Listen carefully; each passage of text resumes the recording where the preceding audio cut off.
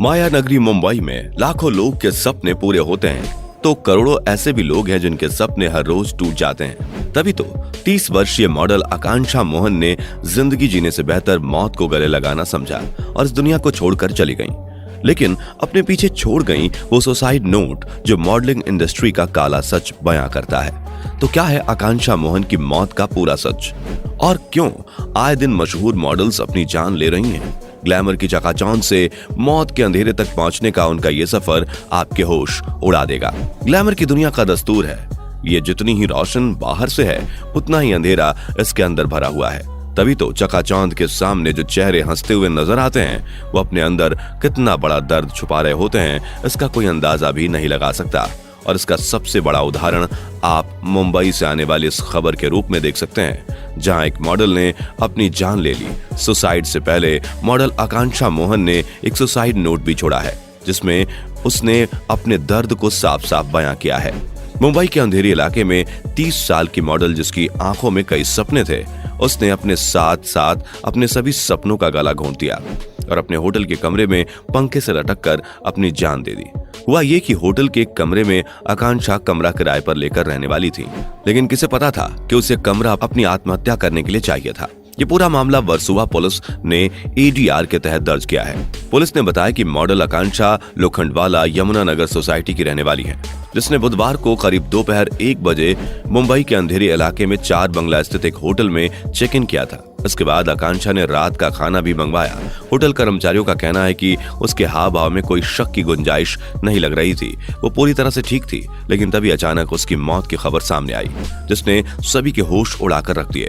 कहा जा रहा है कि होटल का वेटर लगातार रूम के बाहर घंटी बजा रहा था। उसने कई बार आवाज लगाई लेकिन कमरे से कोई आवाज वापस नहीं आई और ना ही किसी ने कमरा खोला, जिसके बाद वेटर ने इसकी जानकारी होटल मैनेजर को दी। मैनेजर ने तुरंत पुलिस को फोन किया और सभी डिटेल्स दिए गए, जिसके बाद होटल में पुलिस पहुंची और वहां मास्टर चाबी की मदद से उस कमरे को खोला गया और फिर जो सामने दिखा उसे देखकर सभी के होश उड़ गए। मॉडल ने पंखे से लटक कर सुसाइड कर ली, लेकिन सुसाइड करने से पहले आकांक्षा ने एक सुसाइड नोट लिखा था जिसमें आकांक्षा का कहना था कि माफ करें, इसके लिए कोई भी जिम्मेदार नहीं है, किसी को परेशान न करें, मैं खुश नहीं हूं, मुझे शांति चाहिए बस। दोस्तों, इस सुसाइड नोट के साथ 30 वर्षीय आकांक्षा मोहन इस दुनिया को अलविदा कह गईं और पीछे छोड़ गईं एक ऐसा सवाल जो आज हम सभी के दिमाग में गूंज रहा है कि आखिर क्यों मॉडलिंग जैसे करियर को अपनाने के बाद लोगों की जिंदगी जीते जी नर्क बन जाती है। दोस्तों, जब आप फैशन मॉडल्स की तस्वीरों को देखेंगे तो महंगी गाड़ियां, महंगे घर, विदेशों में घूमना फिरना और महंगे फूड आइटम्स खाना, ये सब उनकी जिंदगी का एक हिस्सा नजर आता है, जिन्हें देखकर लगता है कि वाकई में मॉडल्स दिल खोलकर पैसा कमाती हैं और उसे खर्च करती हैं। लेकिन अगर रिसर्चर्स की माने तो कहा जाता है कि भारत में फैशन मॉडल्स को 15,000 से लेकर 45,000 प्रति महीना ही मिल पाता है। ऐसे में अगर उनकी सैलरी इतनी कम होती है तो वो इतनी लग्जरियस और शानदार लाइफस्टाइल कैसे अफोर्ड कर पाती हैं? दोस्तों, ऐसा करने के उनके पास 2 रास्ते हैं, या तो वो मॉडलिंग एजेंसी से कर्जा लेकर अपनी जरूरतें पूरा करती हैं या तो जिस्म फरोशी के धंधे में घुस जाती हैं। अब जिस्म फरोशी की बात करी जाए तो इस रास्ते को अपनाने वाली मॉडल्स बड़े बड़े नेताओं, बिजनेसमैन वगैरह को अपना क्लाइंट बनाती हैं और पैसे कमाती हैं। लेकिन जब बात मॉडलिंग एजेंसी से मिलने वाले उधार की आती है तो उनकी जिंदगी पूरी तरह से बर्बाद हो जाती है, क्योंकि फैशन मॉडल्स की जिंदगी में पैसे आते कम है और जाते ज्यादा है, जिसके पीछे 3 बड़े कारण हैं। सबसे पहले तो उन्हें काम के बदले वाउचर दिए जाते हैं। जी हाँ, साल 2019 में फोर्ब्स मैगजीन में एक फैशन रिसर्चर ने स्टडी पब्लिश करी थी। इसमें उन्होंने कई सारे फैशन इन्फ्लुएंसर से आमने सामने बात करके उनके एक्सपीरियंस को रिपोर्ट किया था, जिसमें कई मॉडल्स ने ये बात स्वीकार करी थी कि कई बार उन्हें काम करने के लिए पैसे की जगह गिफ्ट वाउचर्स, विदेशों में घूमना फिरना और पब्लिसिटी कराने जैसी चीजों का दावा करके घर भेज दिया जाता है और उनके हाथ कोई भी पैसे नहीं लगते। यहाँ तक कि इस स्टडी में एक मिया नाम की मॉडल ने बताया था कि मॉडलिंग के दौरान उनके पास फोन बिल भरने तक के पैसे नहीं होते थे और वो हर रोज बस मैकडॉनल्ड्स का बर्गर खाकर अपना पेट भरती थी। इसके ऊपर से जब उन्होंने एक फेमस फैशन ब्रांड से अपने 1 हफ्ते के काम की पेमेंट मांगी तो ब्रांड ने मिया के हाथ में तकरीबन 4 लाख का ब्रांड वाउचर थमा दिया। कई मॉडल्स ने तो यह भी बताया कि अगर वो शोज में सेलेक्ट नहीं हो पाती हैं तो उन्हें अलग अलग शोज के लिए जो घुमाया फिराया जाता है उसके पैसे तक उनसे वसूल किए जाते हैं। ऊपर से फैशन इंडस्ट्री में भी अगर अपने पैर टिकाए रखने हैं तो दो चीजें, या तो पैसे या फिर पहचान से मिलती है। यही वजह है कि किसी नई मॉडल को हाई प्रोफाइल मॉडल के साथ मुकाबला करना है तो उन्हें बड़े बड़े फैशन स्कूलों और एजेंसियों का सहारा लेना पड़ता है, जहां एक छोटे से कमरे में 5 मॉडल्स को रखा जाता है, लेकिन उनसे 5 गुना ज्यादा किराया भी लिया जाता है और मजबूरन मॉडल्स को वो पैसे देने पड़ते हैं ताकि वो फैशन इंडस्ट्री में अपनी पहचान बना सके। और इन सारे खर्चों में मॉडल्स का बैंक बैलेंस तो जीरो होता ही है, लेकिन उन्हें अच्छा दिखने के लिए अपना साइज भी जीरो रखना पड़ता है, क्योंकि फैशन इंडस्ट्री का सीधा सा नियम है कि कपड़े मॉडल्स के लिए नहीं बल्कि कपड़ों के लिए मॉडल्स बदली जाती हैं। यानी कि अगर कोई मॉडल कपड़े में फिट हुई तो ठीक है, वरना उसे दूसरी मॉडल से बदल दिया जाएगा, लेकिन कपड़े नहीं बदले जाएंगे। और यही वजह है कि अगर मॉडल्स की जॉब पानी है और ब्रांड्स को रिप्रेजेंट करना है तो उसके लिए उनकी उम्र 25 से कम होनी चाहिए